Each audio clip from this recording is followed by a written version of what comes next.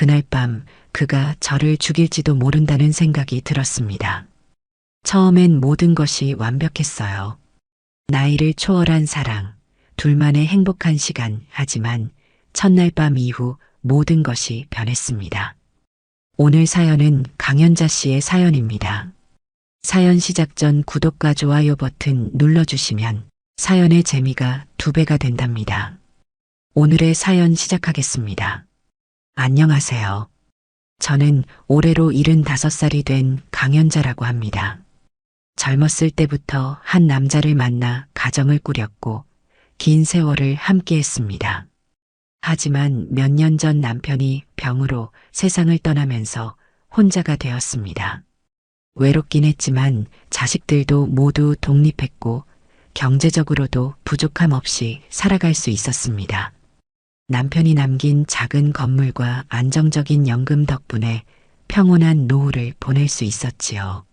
하지만 사람의 마음이란 참 간사한 것 같습니다. 처음에는 혼자 살아가는 게 괜찮다고 생각했지만 시간이 흐를수록 적막이 저를 감싸기 시작했습니다. TV를 틀어놓아도 허전했고 공원을 산책하며 부부가 함께 손을 잡고 걷는 모습을 볼 때면 알 수 없는 쓸쓸함이 몰려왔습니다. 그때 그가 나타났습니다. 그를 처음 만난 건 우연이었습니다. 남편을 떠나보내고 몇 년이 흐르면서 저는 혼자 살아가는 것에 익숙해졌다고 생각했습니다. 아침이면 혼자 커피를 내리고 오후에는 공원 벤치에 앉아 책을 읽거나 지나가는 사람들을 바라보곤 했죠. 사람들과의 접촉을 최소화한 채 조용한 삶을 살아가던 어느 날 낯선 남자가 제게 말을 걸었습니다. 책을 참 좋아하시나 봐요. 저는 고개를 들어 그를 바라보았습니다.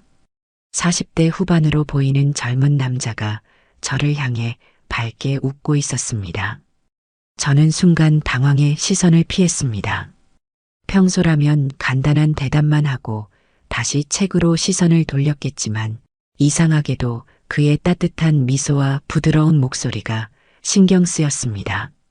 그는 다음 날도 그 다음 날도 같은 시간에 공원에서 저를 기다렸습니다. 처음에는 그저 우연이라 생각했지만 그가 계속 제 곁에 머물며 이런저런 대화를 건네자 저도 모르게 마음이 열리기 시작했습니다. 저는 매일 이곳을 지나가요. 그런데 선생님이 항상 이 벤치에 앉아 계시는 걸 보면서 궁금했어요. 어떤 이야기를 읽고 계신 걸까? 어떤 생각을 하고 계신 걸까? 그는 제게 자연스럽게 다가왔고 저는 점점 그와의 대화가 즐거워졌습니다. 오랜만에 누군가와 함께 웃고 취미를 공유하며 하루를 보내는 시간이 늘어갔습니다. 그는 단순히 젊은 남자가 아니라 저와 비슷한 감성을 가진 사람이었습니다. 저보다 훨씬 젊었지만 오히려 저보다 더 성숙해 보일 때도 많았습니다. 우리는 함께 공원을 걸으며 사소한 대화를 나누었습니다. 전 어릴 때부터 부모님 없이 자랐어요.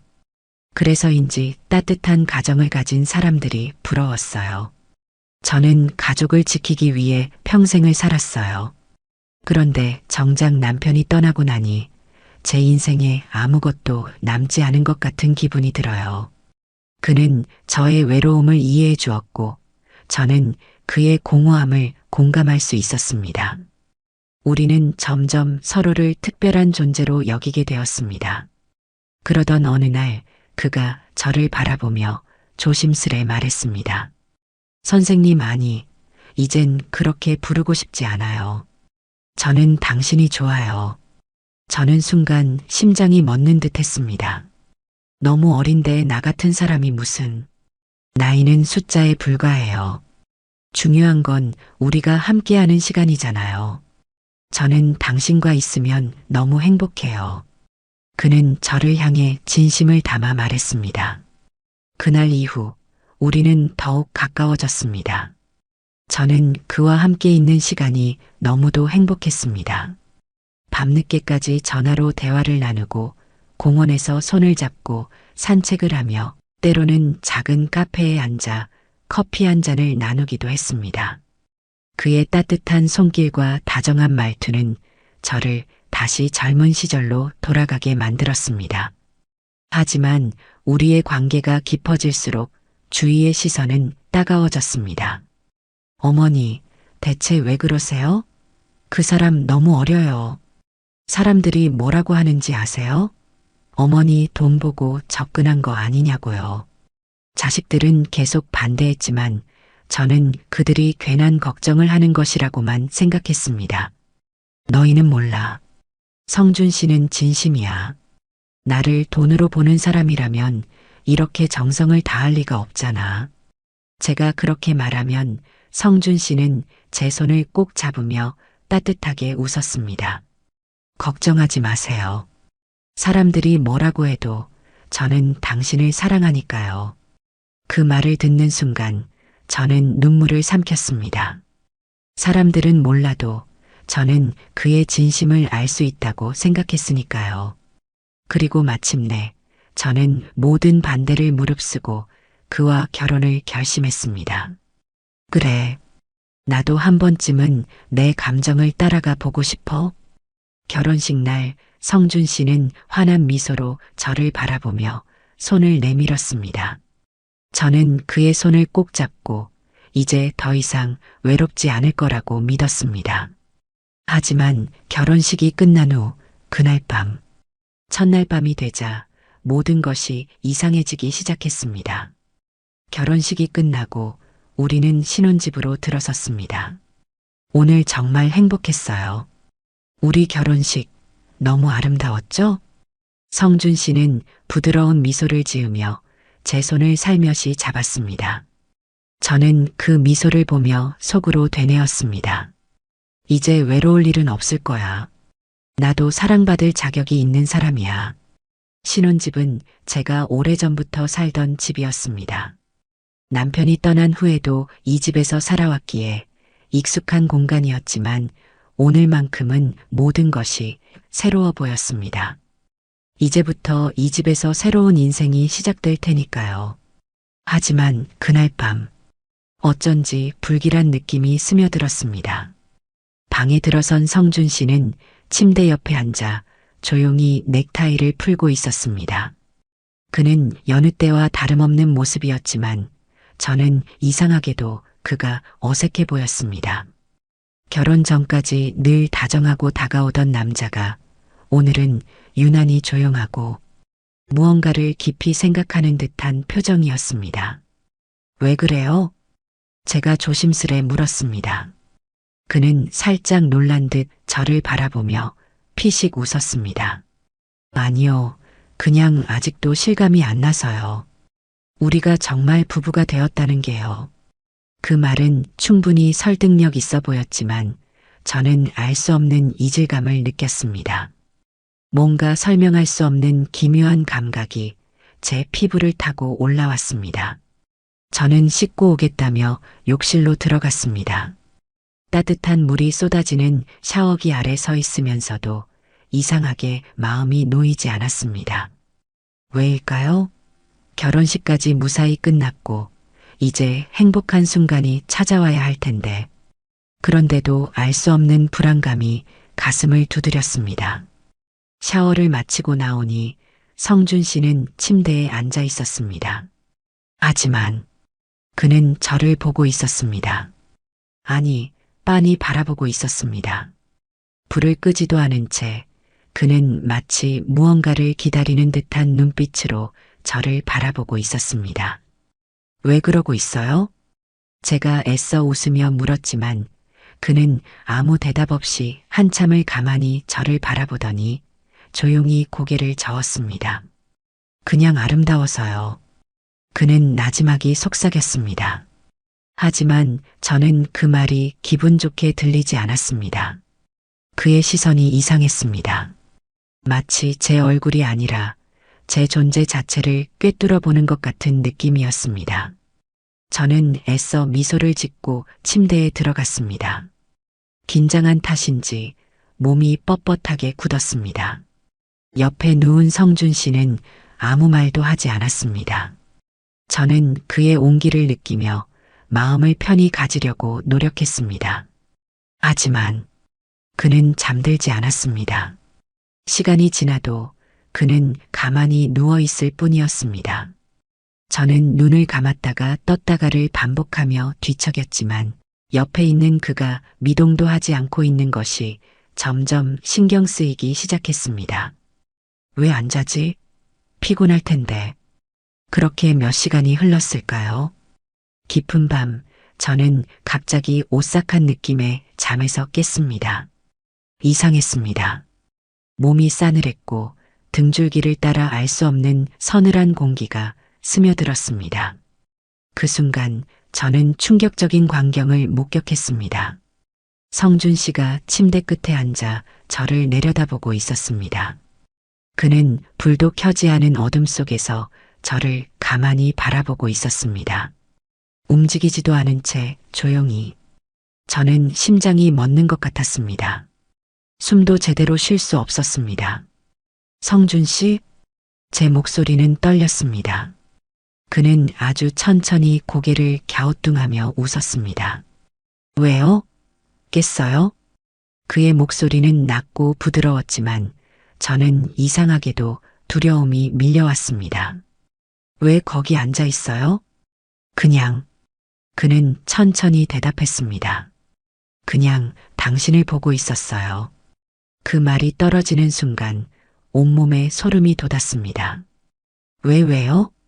저는 본능적으로 몸을 뒤로 물러났습니다. 하지만 그는 미동도 하지 않고 저를 바라보며 낮게 웃었습니다. 그냥 생각을 하고 있었어요. 생각? 무슨 생각? 그는 한동안 말이 없었습니다. 그저 저를 내려다보며 조용히 그리고 깊게 바라볼 뿐이었습니다. 그 눈빛이 이상했습니다. 저를 사랑스럽게 바라보는 눈빛이 아니었습니다. 그건 마치 어떤 계획을 세우고 있는 사람의 눈빛 같았습니다. 자요.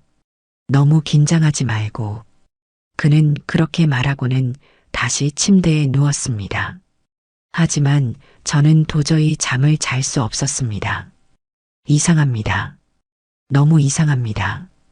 그날 이후로 저는 밤이 오는 것이 두려워지기 시작했습니다. 그날 이후 저는 밤이 오는 것이 두려워졌습니다. 낮에 성준 씨는 여전히 다정했습니다. 함께 장을 보고 손을 잡고 산책을 하며 마치 평범한 부부처럼 시간을 보냈습니다. 그는 변함없이 따뜻했고 웃으며 저를 바라보았으며 매일 사랑해요라고 말했습니다.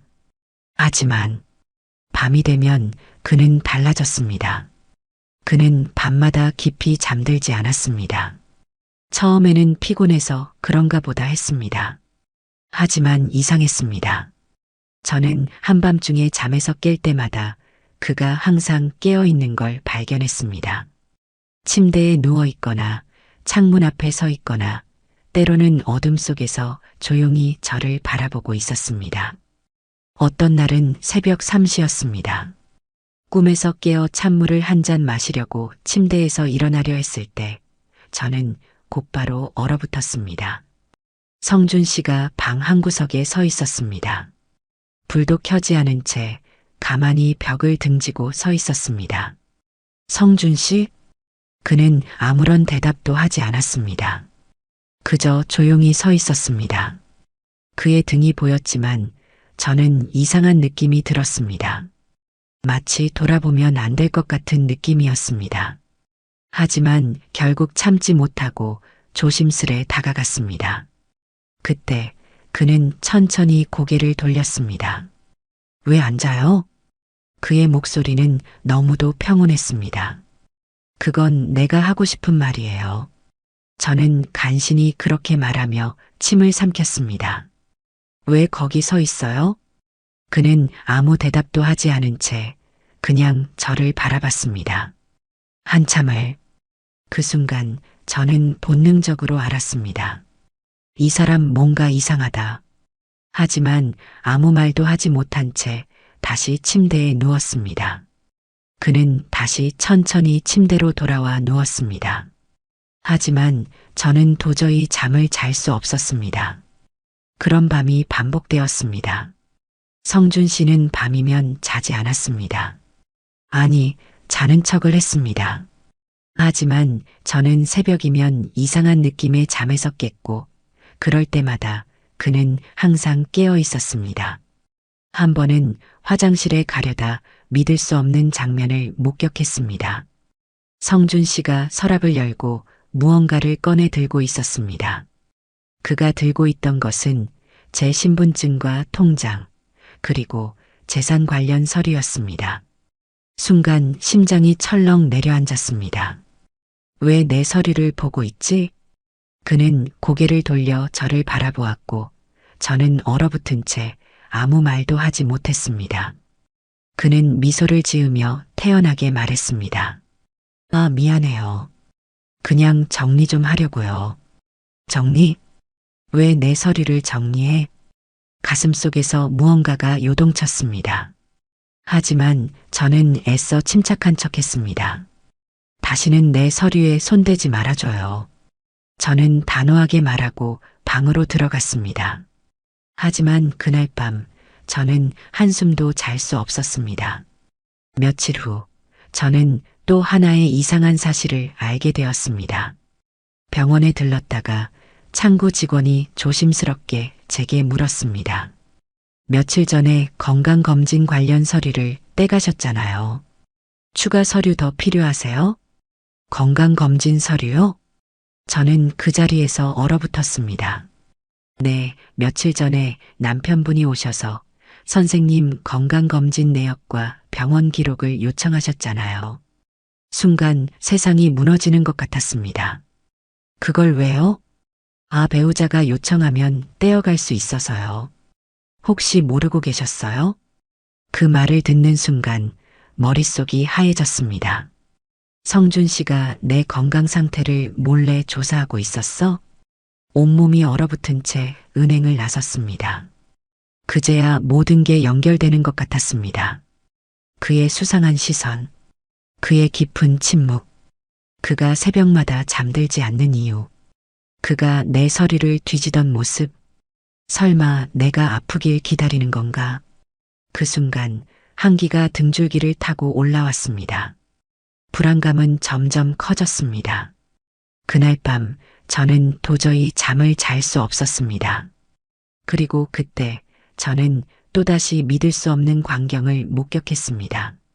깊은 밤 성준 씨가 거실에서 전화를 걸고 있었습니다. 그의 목소리는 낮았고 저는 문 너머에서 조용히 들었습니다. 네네. 조금만 더 기다려주세요. 이제 거의 다 왔어요. 이제 거의 다 왔다고? 저는 숨을 죽였습니다. 네, 맞아요. 병원 기록도 확인했고, 아니요, 아직은요. 하지만 곧 마무리될 거예요. 마무리? 그 말을 듣는 순간 온몸이 얼어붙었습니다. 도저히 참을 수 없었습니다. 저는 거실로 나가 성준 씨를 마주했습니다. 지금 누구랑 통화하는 거예요? 그는 깜짝 놀라더니 황급히 전화를 끊었습니다. 아, 그냥 친구예요. 별거 아니에요. 무슨 마무리? 뭐가 다 왔다고요? 저는 그를 똑바로 바라보며 물었습니다. 그는 당황한 듯 시선을 피하며 웃었습니다. 그냥 사업 이야기예요. 너무 걱정하지 마세요. 하지만 저는 그를 믿을 수 없었습니다. 그날 이후 저는 한순간도 편하게 잘 수 없었습니다. 저는 언제든 그가 저를 해칠 수도 있다는 생각을 하게 됐습니다. 그날 이후 저는 더 이상 잠들 수 없었습니다. 성준 씨가 제 건강 상태를 몰래 조사했다는 사실을 알게 된 순간부터 제 머릿속에서는 끔찍한 생각들이 멈추지 않았습니다. 그가 나를 사랑한 게 아닐 수도 있어. 혹시 내가 아프길 기다리는 건 아닐까? 그 의심은 점점 더 짙어졌습니다. 밤마다 성준 씨는 잠을 자지 않고 저는 새벽 3시면 이상한 기운에 눈을 떴습니다. 그가 거실에서 누군가와 낮은 목소리로 통화하는 모습도 여러 번 보았습니다. 하지만 저는 차마 그에게 직접 묻지 못했습니다. 그를 사랑한다고 믿었던 시간이 있었기에 너무 잔인한 의심일 수도 있다는 생각이 들었으니까요. 하지만 저는 결국 그의 감춰진 음모를 목격하고 말았습니다. 그날도 저는 밤을 지새우고 있었습니다. 성준 씨가 집을 비운 사이 저는 거실을 서성이다가 문득 그의 옷장에서 뭔가를 발견했습니다. 정리된 옷들 사이로 얇은 봉투 하나가 삐죽이 나와 있었습니다. 뭐지? 저는 손을 뻗어 봉투를 꺼냈습니다. 그리고 그 안에 들어있던 한 장의 종이를 확인하는 순간 온몸이 얼어붙었습니다. 서류에는 제 이름이 선명하게 적혀 있었습니다. 하지만 저는 한 번도 이런 서류에 서명한 적이 없었습니다. 손끝이 떨렸습니다. 서류를 찬찬히 훑어보니 대출 금액은 2억 원. 제가 소유한 건물을 담보로 설정된 대출이었습니다. 이게 뭐야? 내가 이런 걸 승인한 적이 없는데. 저는 봉투 안을 더 뒤졌습니다. 그러자 또 다른 서류들이 나왔습니다. 제 인감 도장과 서명이 들어간 위임장. 그 순간 머릿속이 하얘졌습니다. 설마 성준 씨가 내 서명을 위조한 거야? 숨이 막혔습니다. 그동안 느꼈던 모든 불안과 의심이 한순간에 확신으로 변했습니다. 그는 저를 사랑한 게 아니었습니다. 그는 처음부터 계획적으로 저에게 접근했던 것입니다. 그리고 이제 곧 무언가를 실행에 옮기려 하고 있었습니다. 저는 그날 밤 도저히 가만히 있을 수 없었습니다. 이제 어떻게 해야 하지? 경찰에 신고해야 하나? 아니야, 아직 확실한 증거가 더 필요해. 하지만 계속된 불면으로 인해 제 몸은 너무도 피곤했고 정신은 몽롱했습니다. 저는 힘겹게 몸을 일으키고 부엌으로 나갔습니다. 그런데 그때 성준 씨가 부엌에서 차를 우리고 있었습니다. 그는 부드럽게 미소를 지으며 컵을 제 앞에 내밀었습니다. 몸이 안 좋으시니까 푹 쉬셔야죠. 따뜻한 차 마시고 일찍 주무세요. 그 순간 이상한 느낌이 들었습니다. 그의 미소는 평소와 다를 바 없었지만 저는 그 차를 보자마자 등골이 서늘해졌습니다. 왜일까요? 아까 그 서류를 발견해서? 아니면, 아니야. 이건 단순한 느낌이 아니야. 본능적인 경고야. 저는 미소를 지으며 차를 들었습니다. 그리고 살짝 입을 대는 척하다가 조용히 내려놓았습니다. 고마워요. 당신도 같이 마실래요? 성준 씨는 한순간 당황한 듯 했지만 이내 태연하게 웃었습니다. 아니요, 전 괜찮아요. 당신만 마셔요. 그 말이 떨어지는 순간 저는 확신했습니다. 이 차에 뭔가가 들어있다. 저는 태연한 척하면서도 속으로 온몸이 경계태세를 갖췄습니다. 그럼 좀 더 시키고 마실게요. 화장실 좀 다녀올게요. 저는 컵을 그대로 둔 채 천천히 화장실로 향했습니다. 하지만 문을 닫지 않은 채 살짝 틈을 두고 몰래 성준 씨를 지켜보았습니다. 그는 테이블에 놓인 차를 힐끗 쳐다보더니 제 컵을 집어들었습니다. 그리고 향을 맡은 뒤 그의 얼굴이 순간 굳어졌습니다. 그는 컵을 들고 싱크대 쪽으로 가더니 차를 조용히 따라버렸습니다. 그 순간 저는 숨이 멎었습니다. 이제 확실해. 그는 나를 죽이려 하고 있어. 저는 다시 방으로 들어가 침대에 누웠습니다. 하지만 결코 잠들지 않았습니다. 저는 자는 척하며 그의 행동을 지켜보기로 결심했습니다. 한참이 지나도 성준 씨는 침대에 들어오지 않았습니다. 저는 눈을 살짝 떴습니다. 그는 거실에서 뭔가를 정리하고 있었습니다. 그런데 그가 다시 서랍을 뒤지고 있었습니다. 그가 서랍에서 꺼낸 것은 제 통장과 도장, 그리고 보험 서류였습니다. 손끝이 얼어붙었습니다. 그는 조용히 서류를 살펴보다가 핸드폰을 꺼내 들었습니다. 그리고 조용히 말했다. 응, 다 준비됐어. 이제 곧 끝나. 조금만 더 기다려. 저는 속으로 울렁거리는 심장을 부여잡고 있었습니다. 이제 곧 끝난다고? 그 말이 무엇을 의미하는지 너무도 잘 알 수 있었습니다. 그는 처음부터 저를 사랑한 게 아니었습니다. 그는 저를 이용하려고 접근했습니다. 그리고 이제 마무리 단계에 도달한 것입니다. 그가 생각한 마지막 퍼즐은 무엇이었을까요? 제 보험 서류를 들고 있는 그의 손을 보고 저는 깨달았습니다. 이제 내가 없어져야 할 차례라는 거야? 순간 차가운 공포가 온몸을 감쌌습니다. 내가 죽어야 그의 계획이 완성되는 거야. 순간 온몸이 떨렸습니다. 그러나 저는 무너지지 않기로 했습니다. 지금부터는 내가 살아남기 위한 싸움을 해야 해. 그날 밤 저는 처음으로 성준 씨를 향해 진짜 표정을 감춘 채 미소를 지었습니다. 여보, 너무 피곤하네. 우리 이제 좀 자요. 그는 서류를 황급히 집어넣고 돌아보았습니다. 그래요. 이제 다 끝났으니까 편히 쉬어요. 그의 목소리는 부드러웠지만 저는 속으로 되뇌었습니다. 그래. 이제 끝날 거야. 내 계획이 끝나는 게 아니라 내가 끝나는 거야. 그날 밤 저는 몰래 변호사에게 전화를 걸었습니다. 이제 내가 반격할 차례였습니다. 이대로 있다가는 정말 죽을 수도 있겠다는 생각이 들었습니다. 아니, 확신이 들었습니다. 성준 씨의 행동, 그가 했던 말, 그리고 내가 발견한 서류들까지 모든 것이 하나로 연결되었습니다.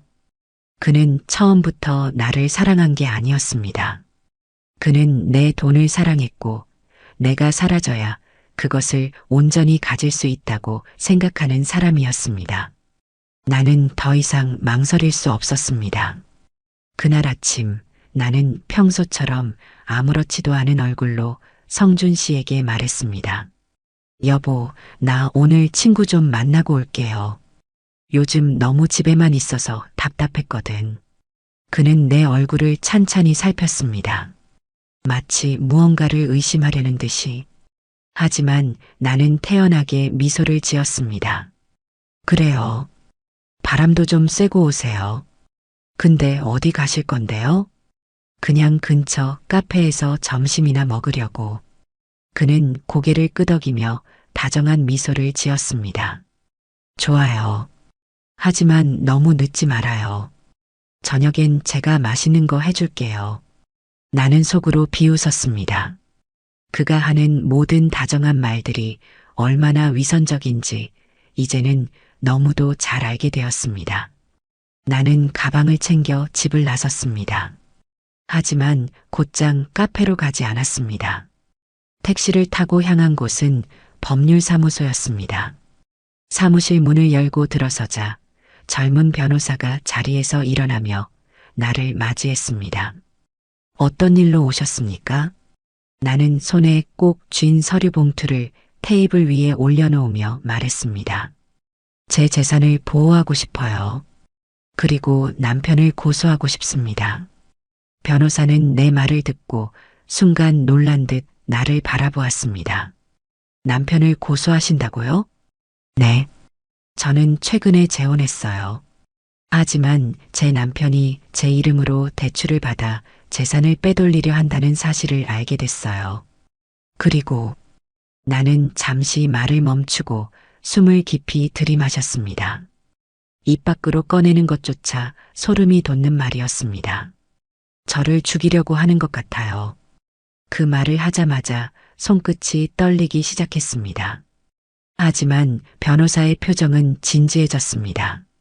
그는 내가 가져온 서류를 하나씩 검토하기 시작했습니다. 이 서류들 모두 최근에 작성된 것이네요. 그런데 보니까 위조된 서명 같군요. 직접 서명하신 적이 없다고 하셨죠? 네.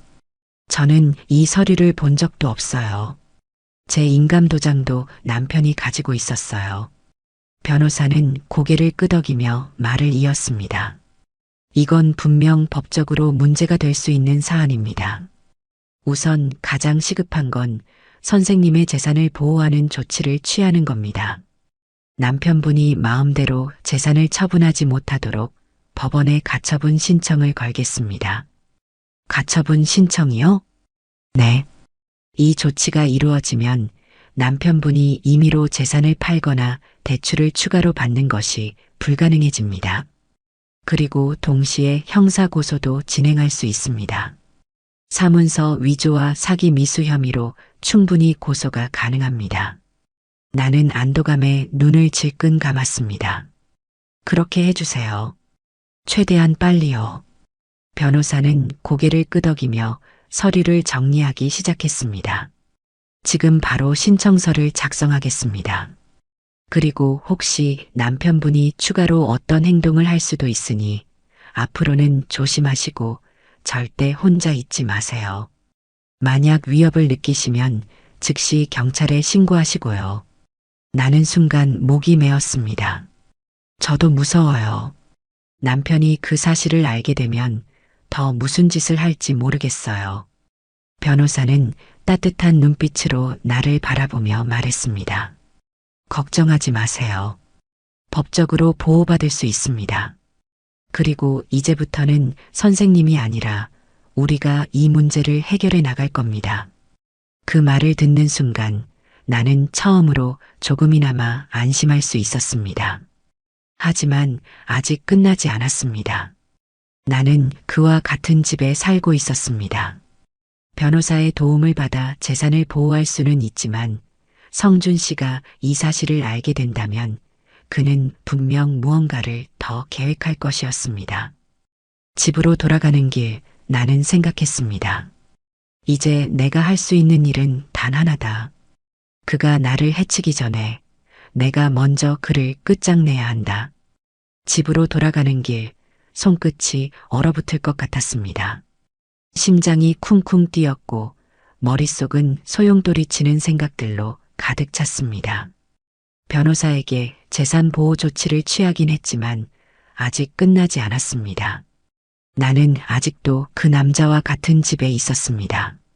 성준 씨가 이 사실을 알게 된다면 어떤 반응을 보일까요? 분노할까? 아니면 더 끔찍한 계획을 실행할까? 나는 조심스럽게 현관문을 열었습니다. 여보 왔어요? 성준 씨가 주방에서 나왔습니다. 언제나처럼 다정한 얼굴이었습니다. 그는 앞치마를 두른 채 손에 국자를 들고 있었습니다. 저녁 준비하고 있었어요. 좋아하는 갈비찜이에요. 나는 그의 얼굴을 바라보며 속으로 이를 악물었습니다. 이 사람은 지금도 연기를 하고 있구나. 나는 최대한 평온한 척하며 식탁에 앉았습니다. 성준 씨가 상을 차리는 동안 나는 몰래 핸드폰을 확인했습니다. 변호사에게서 메시지가 와 있었습니다. 내일 오전 경찰과 함께 출동할 예정입니다. 절대 혼자 대면하지 마세요. 나는 핸드폰을 조용히 내려놓으며 생각했습니다. 아니, 나는 대면할 거야. 반드시 내 손으로 끝내고 말 거야. 성준 씨가 환하게 웃으며 젓가락을 건넸습니다. 자, 많이 먹어요. 요즘 기운이 없어 보여서 걱정했어요. 나는 젓가락을 들었다가 갈비찜을 바라보며 천천히 내려놓았습니다. 성준 씨, 나는 그의 눈을 똑바로 바라보며 입을 열었습니다. 이제 그만해요. 그의 얼굴이 순간 굳었습니다. 뭐요? 연기하는 거요. 내가 단호하게 말하자 성준 씨의 표정이 미세하게 흔들렸습니다. 하지만 이내 억지 미소를 지으며 다시 말을 이어갔습니다.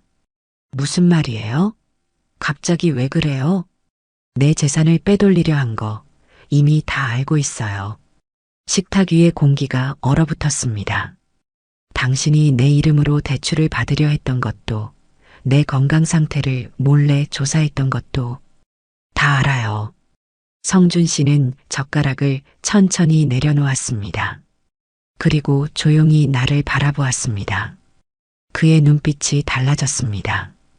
그동안 내가 봐왔던 다정한 남편의 눈빛이 아니었습니다. 그것은 완전히 다른 사람의 눈빛이었습니다. 그래요? 그는 한숨을 쉬며 등을 기대더니 천천히 웃음을 흘렸습니다. 어떻게 알았어요? 그 순간 저는 온몸이 얼어붙었습니다. 그는 부정하지도 않았고 변명하지도 않았죠. 그저 태연하게 인정했습니다. 나는 손을 꼭 쥐며 그를 똑바로 바라보았습니다. 언제부터였어요? 처음부터였나요? 그는 미소를 지으며 고개를 끄덕였습니다. 그렇죠.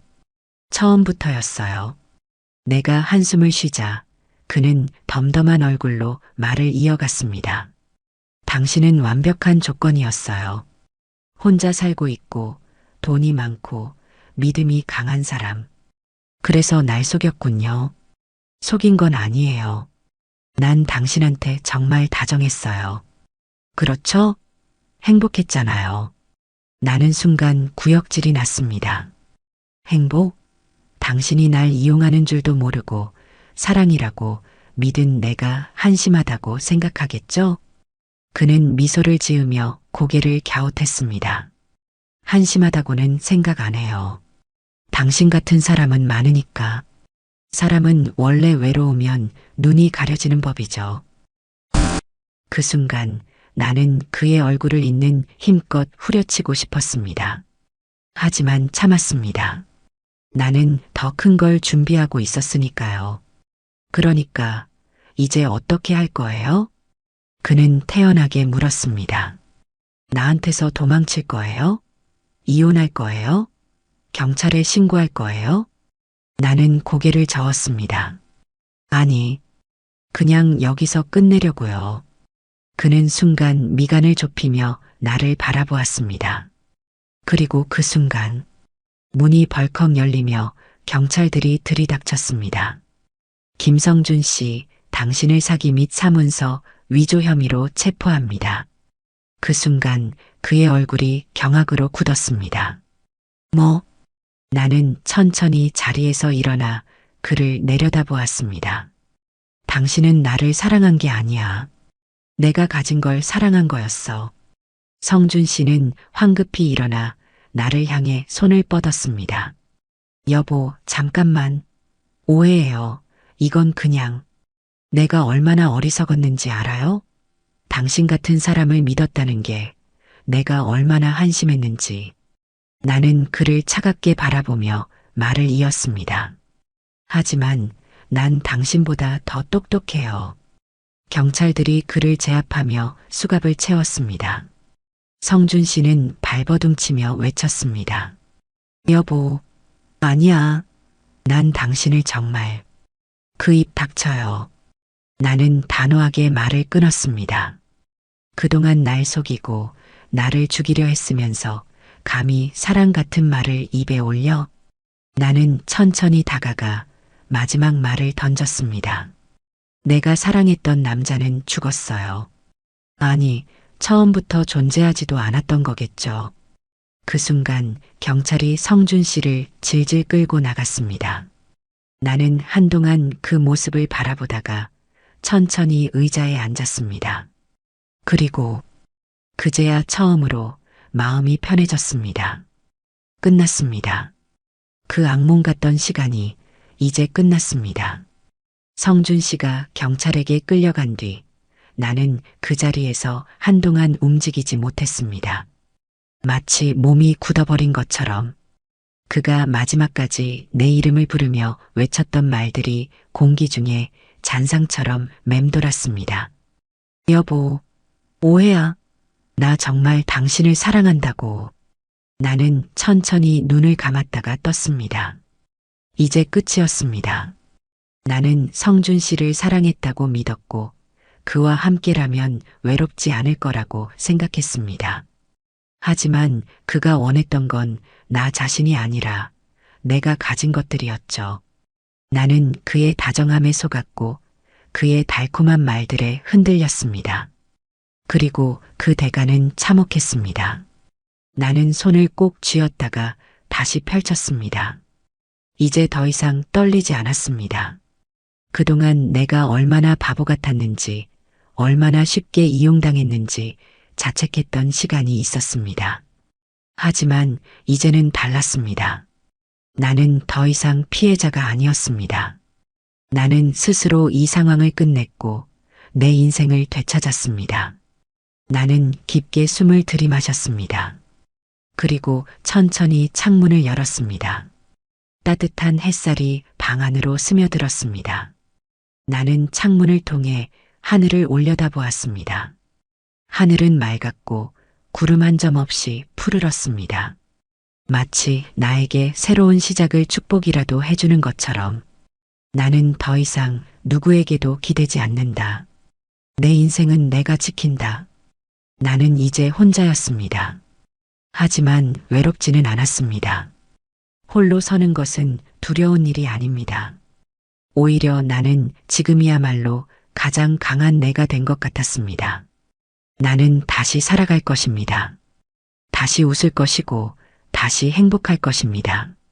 내가 누구에게도 휘둘리지 않고 오롯이 나 자신으로 살아갈 수 있는 삶을 찾을 것입니다. 그렇게 내 새로운 인생이 시작되었습니다.